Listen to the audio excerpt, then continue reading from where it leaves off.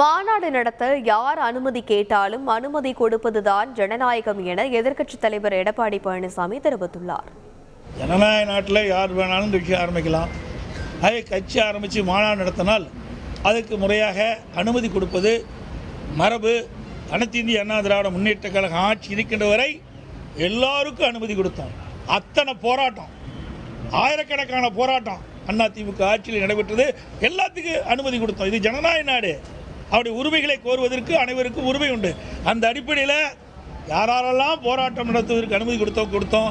யாரெல்லாம் மாநாடு நடத்த வேண்டும் இருக்கிறார்களோ காவல்துறை அனுமதியோடு, அதுவும் பாதுகாப்போடு நாங்களாம் அனுமதி கொடுத்தோம்.